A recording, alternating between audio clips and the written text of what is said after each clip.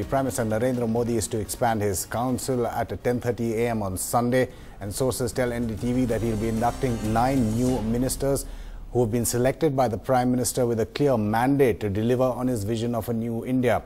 The sources say the new ministers are going to be strategically placed in key ministries, especially focusing on last-mile delivery directly to the people. Sunetra Chaudhary now joining us from the capital for more on that. Of these 9 names, Sunetra, 4 are the ex-Home Secretary, ex-Police Commissioner, ex-UN Ambassador and Delhi's demolition man, as he was known, KJ Alphonse.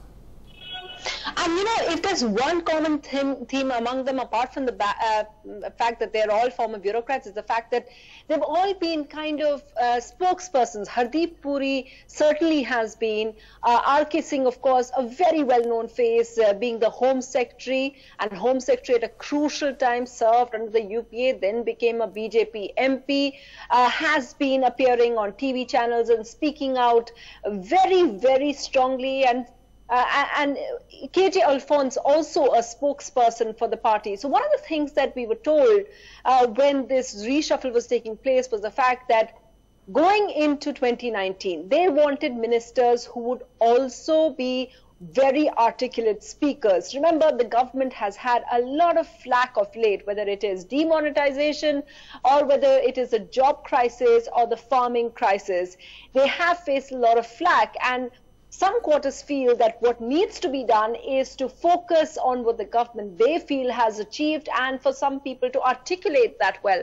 And so that's why maybe it's interesting to see 4 people who are bureaucrats, who of course the BJP would say who are people who worked on the ground, who know how to work and improve things and deliver some of the things the Prime Minister has been looking at. Remember, while Amit Shah was making potential candidates for the top job, the Prime Minister, in fact, on Friday evening was meeting bureaucrats. He was meeting additional secretaries and taking stock of their situation, which is why some of the seniors were also meeting.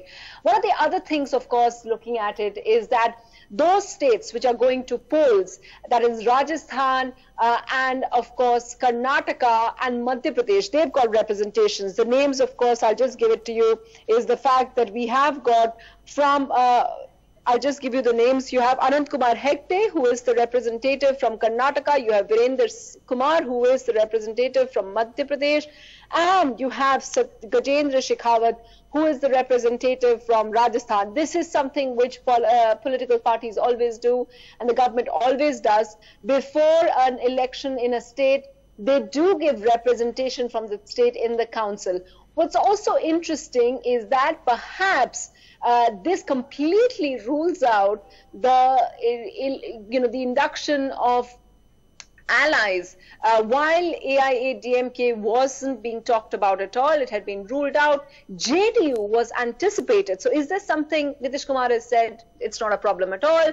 But is that, should we take him at his word, or is that going to be problematic? The BJP is very clear. They are the key party in this. It's a BJP, it's a majority government, they need their people in.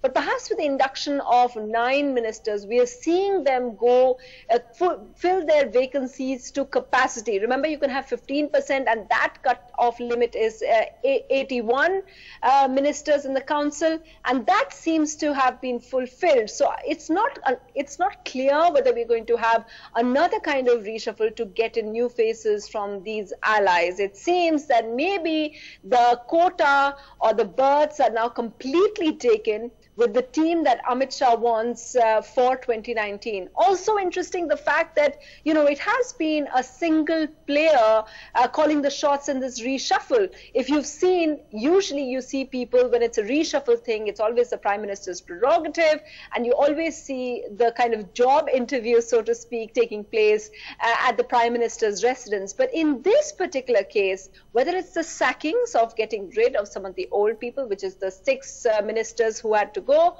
or whether it is the fact that the new people coming in or interesting meetings. Remember, we also have to wait now for confirmations about who have been promoted. The names, of course, that we have is that Nirmala Sitharaman, who we wrongly reported initially of being moved out completely and moved to a state position, Dharmendra Pradhan and Piyush Goyal are said to be three ministers who are going to get cabinet rank, and that's why they're going to be promoted. But if you saw them meeting anybody visibly in this, it's just been Amit Shah. And Amit Shah has then conveyed he met the Prime Minister once this week on Thursday evening. He's said to have conversations. He's been locked up inside his home, speaking, only perhaps conversing with the Prime Minister. But really, it has been a one-man operation, and perhaps that is the big, interesting political story emerging out of this entire exercise. Amita? Sunita, what about the other big-ticket expected announcements? Defence, possible new face in railways, and then where will Suresh Prabhu go? Well, what's interesting, of course, is that for that you're not going to see any, you don't need to be sworn in. If you're a sitting minister, you don't need to be sworn in. So the next surprise is, while we've all been anticipating who the new faces are, that's now been revealed. So the next thing to look out for, and as I said, we are going to see promotions for these three. So will it be one of these three who gets that big ticket? Remember, one of the things that Nitin Gadkari is somebody who's been praised for the kind of role that he has led in the road and highways department. But we are told very clearly, and Nitin Gadkari has also his, sources close to him also clarified that he has said that he's very happy where he is. He doesn't want to move to something else because he feels that there's lots that needs to be done in any case. So who gets defense? That we'll find out once the swearing in is taken place, or maybe before that. It could happen after as well. That then it will be announced the reallocation of portfolios, which is key right now. That will announce whether Mr. Jaitley retains both the portfolios again, or as he has evinced and said very clearly that defense is finally given to somebody else, and we get a full-time defense minister. And what's interesting now is that since we're not going to see any JDU person taking oath, we are perhaps going to see another BJP minister become the railway minister, and Suresh Prabhu moving out. Because one of the things that's been talked about is Manoj Sinha, who has been MOS over there, just being elevated and seeing a promotion in that particular case. So that part of the suspense still remains. We just have to wait and see what happens over there. But the new face is very interesting over there, especially of R.K. Singh, who has in the past, he is from Bihar, he is a former Home Secretary, who has in the past been sometimes quite outspoken and when necessary been critical of the government as well.